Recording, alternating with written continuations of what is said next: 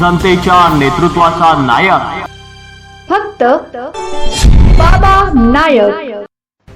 प्रलंबित वनहक्क दावे निकाली काढणे, ग्रामसभेने मंजूर केलेल्या वनहक्क धारकांना शेतीसाठी संरक्षण देणे आणि शासनाच्या 2016 व 2022च्या परिपत्रकांची अंमलबजावणी करणे या मागण्यांसाठी जिल्हाधिकारी कार्यालयासमोर सुरू असले लोकसंघर्ष मोर्चाचे धरणे आंदोलन तात्पुरते स्थगित करण्यात आले। जिल्हाधिकारी श्रीमती मिताली सेठी यांनी आंदोलकांना लेखी पत्र देत 23 जुलै रोजी विशेष बैठक बोलावली। या आश्वासनानंतर मोर्चाने आंदोलन स्थगित करण्याचा निर्णय घेतला।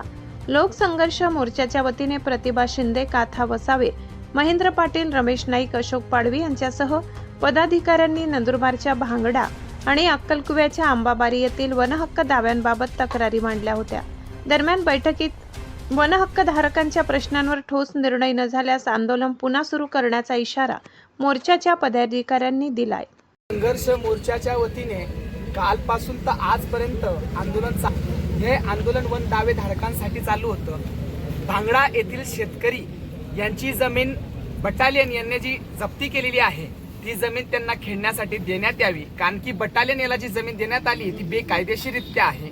म्हणून या विषयावर आज कलेक्टर मॅडमने पुन्हा अजून 2-3दा मीटिंग घेतली, चर्चा केली आणि त्या चर्चेच्या माध्यमातून मॅडमांनी व आम्ही सर्वांनी निर्णय घेतला की जे वन दावे धारक आहेत त्यांची व बटालियन यांची सोबत 23 तारखेला मीटिंग लावणार आहेत आणि त्या मीटिंगच्या माध्यमातून यांना न्याय देण्याचा पूर्णपणे ते प्रयत्न करणार आहेत। म्हणून आम्ही तात्पुरत्या स्वरूपात हे आंदोलन 23 तारखेपर्यंत स्थगित करीत आहोत। जनतेच्या नेतृत्वाचा नायक फक्त बाबा नायक।